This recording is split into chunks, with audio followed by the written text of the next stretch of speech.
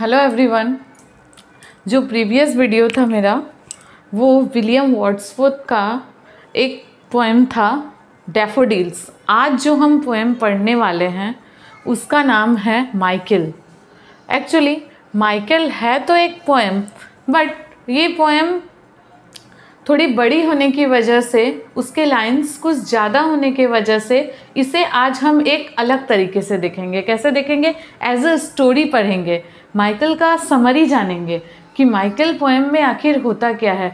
ध्यान से सुनिएगा, इस पोएम से हमें एक बहुत अच्छी बहुत बड़ी शिक्षा मिल जाती है।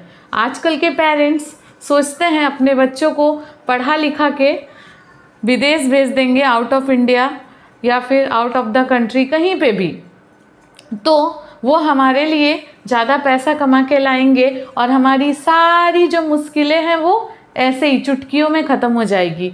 बट कितने लोगों के साथ ऐसा हो पाता है? ऐसा नहीं होता है। यहाँ माइकल ने भी कुछ ऐसा ही किया, डिफरेंट बस ऐसा था कि माइकल थोड़े गरीब होने की वजह से वो अपने बेटे को पढ़ा लिखा नहीं सके थे। वो खुद जो काम करते थे सेम काम करवाया 17-18 साल तक अपने बच्चे को, और कुछ ऐसा हुआ कि उन्हें अपने बेटे को विदेश भेजना पड़ा, बट वो रिटर्न ही नहीं आया। मोस्टली आज ऐसा ही हो रहा है। टुडेज़ वर्ल्ड में आप झांक के देख सकते हैं अपने चारों तरफ कि कितने बच्चे आफ्टर रिटर्न आते हैं जब वो सक्सेस हो पाते हैं। यहाँ माइकल के बेटे तो अलग ही, वो तो सक्सेस का एसबी तक नहीं पहुँच पाया था वो। तो चलिए हम चलते हैं स्टोरी की ओर। सबसे पहले हम कैरेक्टर लिस्ट जानें। कैरेक्टर लिस्ट हमारा है, जैसे कि मैंने नाम लिया माइकल। माइकल इस पोएम का मेन प्रोटैगोनिस्ट है। सिंपल लैंग्वेज में बोले तो वो इस पोएम का हीरो है, जिसने लास्ट तक अपनी हिम्मत नहीं हारी। देन अब माइकल के बारे में मैंने बताया, माइकल कितने साल का है? 80 साल का एक बूढ़ा है, 80 ईयर्स ओल्ड।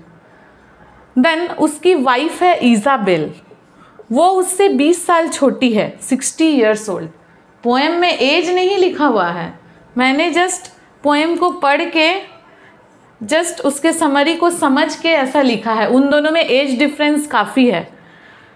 फिर उसका एक बेटा है ल्यूक, वो एटलीस्ट 17-18 ईयर्स ओल्ड का होगा। सो सी द डिफरेंस। अब उसकी जो वाइफ है इज़ाबेल, वो दोनों में इतना एज डिफरेंस होने के बावजूद she supports his husband as much as possible. जितना वो अपने हस्बैंड को सपोर्ट कर पाती थी वो करती थी, वो समझती थी अपने हस्बैंड को। तो वो तीनों एक कॉटेज में रहते थे। उस कॉटेज का नाम था इवनिंग स्टार। उस कॉटेज का क्या नाम था? Evening star. Michael 80 years old होने के बावजूद, इतने ओल्ड होने के बावजूद उनमें विल पावर जो था वो काफ़ी स्ट्रॉन्ग था। वो बोलते हैं ना, इच्छा शक्ति। जिस चीज़ को हम करना चाहे उसे वो करके ही छोड़ते थे, और वो फिज़िकली फिट भी थे। पूरा दिन वो अपने बेटे ल्यूक के साथ, उनका एक ही काम था, सुबह उठना और अपने बेटे को लेके जाना।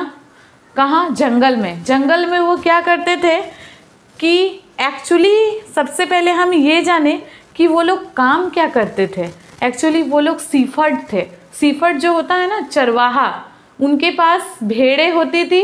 वो भेड़ों को लेके, अपने बेटे को लेके, ल्यूक को लेके सुबह होते ही जंगल चले जाते थे चराने के लिए अपने भेड़ों को। फिर वो रिटर्न आते थे और क्या करते थे कि जैसे वो रिटर्न आते थे शाम को, बोले तो अगर सही सीधा लैंग्वेज में कि रात को ही रिटर्न आते थे अपने बेटे को लेके, तो शायद उन्हें पढ़ाने लिखाने का समय ही नहीं मिला। उनके बेटे और वो तो सुबह जंगल जाते थे और रात को रिटर्न आते थे। तब उनकी वाइफ का भी सपोर्ट देखिए, जब रात होती थी तो उसकी wife he also not sleep at night. वो रात को सोती नहीं थी। वो क्या करती थी, रात को जो जिस भेड़ों को वो दोनों चरा के आते थे, वो उसके हेयर्स को, clean the hairs of the sheep, जितनी भेड़ें होती थी उसके बालों को क्लीन करती थी, ताकि वो जितने अच्छे से क्लीन करेगी उतने अच्छे से वो उसके बालों को काट के उससे ऊन बना के बाजार में बेचते थे। काम उनका ये था। तो अब जैसे ही माइकल रिटर्न आते थे फॉरेस्ट से, उनके पास जो औजार होती थी, जो ऑब्जेक्ट्स होती थी जिससे वो भेड़ों के बाल को काटते थे, वो आके सीधा खाना खाते थे और उनका वही काम था कि उस ऑब्जेक्ट्स को धार करते थे, उसको और शार्पन करते थे और नुकीला बनाते थे, ताकि वो जल्दी जल्दी अपना काम करके जितना मेहनत करेंगे उन्हें उतना पैसा मिल सकता है। अब बात यहाँ ये उठती है कि इतना जिस उम्र में मोस्टली पीपुल 80 साल में, कि राम का नाम मतलब क्या बोले, बिस्तर पे पड़े रहना, जस्ट आराम करना पूरे परिवार के साथ, वो इतना मेहनत क्यों करते थे? कुछ ना कुछ तो कारण होगा। 80 साल का आदमी इतना मेहनत वो क्यों करेगा? कुछ ना कुछ तो उसका विश होगा या फिर कोई इच्छा वैसा होगा जिसे वो पूरा करने के लिए इतना मेहनत करते थे। उनका एक इच्छा था, आइए उसको जाने।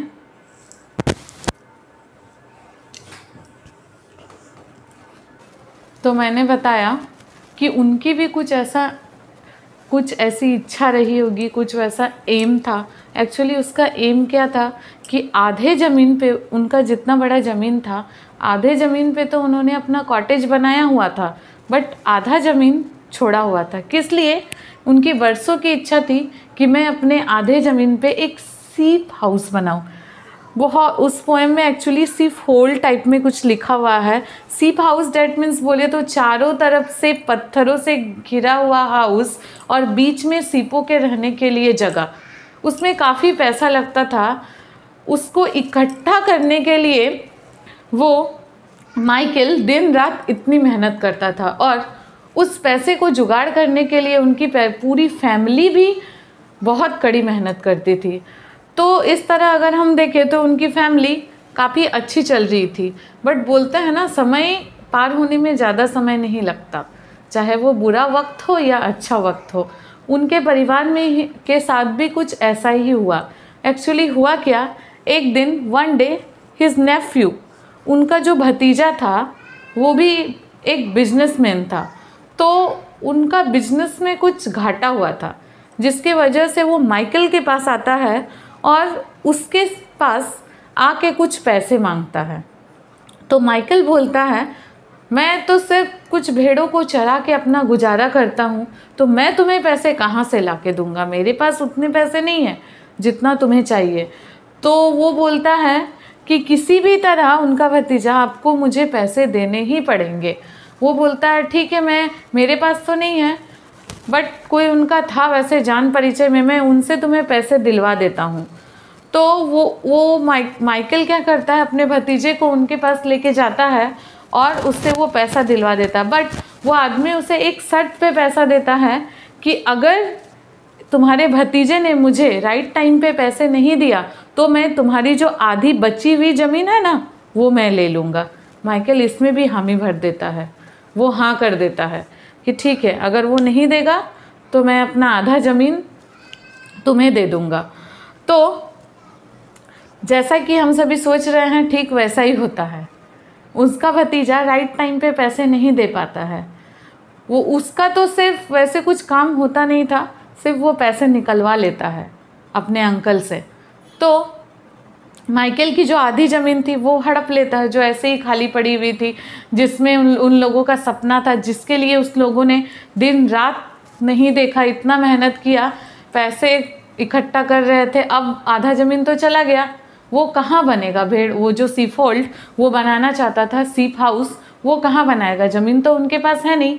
तो उस समय पे उनकी जो वाइफ थी इज़ाबेल, वो सब बोलती है माइकल को कि मेरे पास एक प्लान है। हम क्या करते हैं ना, मैंने सुना है कि हमारे गांव में बहुत सारे पेरेंट्स अपने बच्चों को लंदन भेजते हैं और भेज भी रहे हैं। वहाँ जाके वो अच्छी अर्निंग कर रहे हैं और यहाँ पे उसके फैमिली को वो सपोर्ट कर रहे हैं, जिससे हमारे पास जितनी भी परेशानी है, जो भी परेशानी है हमारे फैमिली में, वो सारे दूर हो जाएगी। तो माइकल मतलब खुश हो जाता है। वो अपने बेटे के प्रति लगाव, अट्रैक्शन, अफेक्शन, वो सब उस समय उसे कुछ नहीं दिखता। बट कहीं ना कहीं मन में होता है डर विदेश भेजने का, लंदन भेजने का, कि आज तक तो वो उनके साथ ही रहा है, 17-18 साल उनका हो गया है, बट क्या वो उसे भेजेगा? तो इस बात को सुन के माइकल हामी भर देता है और अपनी वाइफ इसाबेल को बोलता है, ठीक है, मैं इसका लंदन जाने का इंतज़ाम करता हूँ, लंदन जाने के लिए जो भी ज़रूरी सामान है तुम पैक कर दो। और वो अपने घर से निकल जाता है। बट जैसे ही वो अपने घर से निकलता है उसका ध्यान सूरज की तरफ जाता है। This point to be noted. ये बहुत ही इम्पोर्टेंट पोएम का लाइन है, जहाँ पे ये जो स्टेंजा मैं डिस्क्राइब कर रही हूँ यहीं से क्वेश्चन भर भर के आते हैं।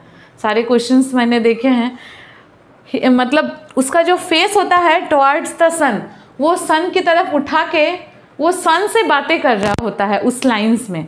और वो क्या बात कर रहा होता है कि सन, मैं तुमसे भी ज़्यादा मेहनत करता हूँ, तुम तो सुबह उगते हो और शाम को ढल जाते हो और तुम्हारा काम ही क्या है। वो सन को भी जवाब देता है, मैं तो सुबह उठ के रात तक पूरा जंगल में घूमता हूँ, इतना मेहनत करता हूँ, रात को भी कभी कभी सोता नहीं हूँ, और तुम क्या करते हो। वो सूरज से इस तरह की बातें करता है। ये लाइन बहुत ही इम्पॉर्टेंट है, आप पोएम्स में देखिएगा, जिसका समराइजेशन मैंने यहाँ कर दिया है। तो वो अपने बेटे को, उनकी वाइफ और वो माइकल और इसाबेल दोनों लंदन भेज देते हैं। तो जब उनका बेटा लंदन जाता है, शुरुआत में तो बहुत अच्छा काम किया रहता है। जैसे ही वो लंदन जाता है उसे वो एक बिजनेसमैन के पास जाता है और काम भी करता है। बिजनेसमैन वो उसके फैमिली को, that means Michael and Isabel को टाइम टाइम पे रिपोर्ट भी करते हैं कि आपका बेटा बहुत अच्छा काम कर रहा है। शुरू में वो पैसे भी भेजता है, एक्सेट्रा एक्सेट्रा। बट धीरे धीरे क्या होता है ना कि उसके बेटे को शहर का हवा लग जाता है। डेट मीन्स जितनी भी तरह की बुरी आदतें हैं, शराब पीना, जुए खेलना, नशा करना, लड़कियों के साथ घूमना, एक्सेट्रा एक्सेट्रा, सारी बुरी आदतें उन्हें लग जाती है, उनके बेटे को, ल्यूक को। और अब वो अपने पेरेंट्स से बात भी करना बंद कर देता है, ना ही उसे फ़ोन करता है, ना खबर करता। और एक समय आता है जब धीरे धीरे ये आदतें उसकी बढ़ती जाती है, उसका कोई एंड नहीं होता, तो वो कुछ बड़ा ऐसा कांड कर देता है जो करके वो अपने मालिक के पास से भाग जाता है। तो अपने मालिक के पास से जब वो भाग जाता है तो उसका मालिक क्या करता है, उसके फैमिली को ये खबर दे देता है कि आपका बेटा ऐसा ऐसा कुछ कांड करके, एक्चुअली पोएम में डिस्क्राइब नहीं किया हुआ है कि वो क्या कांड करता है। तो वो कुछ ऐसा गैरकानूनी, इल्लीगल कुछ उसने किया होगा जिसकी वजह से वो उस दुकान छोड़ के, क्या बोले, वो उस काम को छोड़ के, जब वो बिजनेसमैन के पास जो काम करता था उसको छोड़ के ही भाग जाता है और वो वापस ही नहीं आता, उसका कुछ अता पता नहीं है। तो ये खबर उसने उसके पेरेंट्स को, माइकल और इसाबेल को जब देता है तो दोनों एकदम टूट जाते हैं। वो सोचते हैं कि लोग तो पढ़ा लिखा के अपने बेटे को भेजते हैं, मैंने तो अनपढ़ ही भेजा। बट वही हुआ जिसका हस्बैंड वाइफ को मन मन में डर था कि कितने बच्चे सक्सेस कर पाते हैं, एडजस्ट कर पाते हैं। बट ऐसा नहीं है कि आप 100% अगर रेशियो को देखें तो उसी ओर जाएंगे, नेगेटिविटी की ओर। कुछ बच्चे ऐसे भी हैं जो पॉजिटिव रास्ते में भी जाते हैं और रियल में वो अपनी फैमिली की दिक्कतों को दूर करते हैं। उसका बेटा तो भाग जाता है, बट माइकल अभी भी, मैंने बताया था वो 80 साल का है, विल पावर उसमें बहुत है। फिर वो अपने औजारों को उठाता है जैसे ही उसने वो खबर सुनी, और फिर वो निकलता है घर से। जैसे ही वो निकलता है, अगेन उसका ध्यान उस सन की ओर जाता है जिससे उसने कुछ दिन पहले ये बात किया था कि तुम क्या मेहनत करते हो। फिर वो उस सन को देख के बात करता है, उससे बात करता है कि देखो, मैंने तुमसे कहा था ना कि तुम क्या मेहनत करते हो, मैं तो तुमसे ज़्यादा ही मेहनत करता हूँ। तो सन क्या होता है ना, थोड़ा सा उसका कलर जैसे नहीं, अचानक धूप होता है तो बादल छा जाता है तो वो ढक जाता है शायद। मतलब इस पोएम से, मतलब जो राइटर हमारे हैं विलियम वर्ड्सवर्थ, वो बताना चाह रहे हैं कि सन भी उसके सामने हार मान जाता है कि सच में तुम मेहनत कर सकते हो, इतना बड़ा न्यूज़ सुनने के बावजूद भी तुमने हार नहीं मानी। फिर से वो जंगल जाता है और उसी तरह का मेहनत करता है, मेहनत मजदूरी करके। अभी भी वो सपना उसके मन में जीवित है कि मैं एक ना एक दिन अपने भेड़ों के लिए वो सी फोल्ड ज़रूर बना पाऊँगा। इस तरह वो मेहनत करता है और एक दिन मर जाता है। कुछ दिनों के बाद उसकी वाइफ भी मर जाती है आधा ज़मीन तो पहले ही हड़प लिया गया था, आधा ज़मीन जिस पे कॉटेज बना हुआ था, उस कॉटेज इवनिंग स्टार अब क्या करता है कि जिसके सिक्योरिटी में वो लोग रहते हैं, वो सिक्योरिटी वाले उस ज़मीन को भी हड़प लेते हैं। पहले सिक्योरिटी हुआ करती थी विलेजेस में, तो वो सिक्योरिटी वाले आते हैं और वो ज़मीन भी हड़प और उसके कॉटेज को गिरा देते हैं।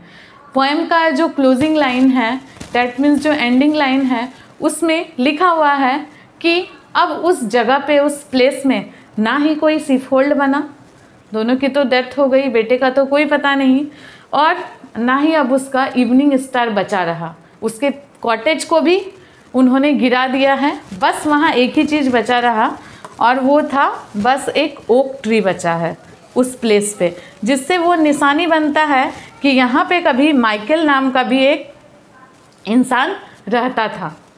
तो यहाँ पे ये पोएम एंड होता है उस ओक ट्री को के साथ। ऐसे ही और इंटरेस्टिंग पोएम के लिए फॉलो करें इंग्लिश विद्या विद पायल।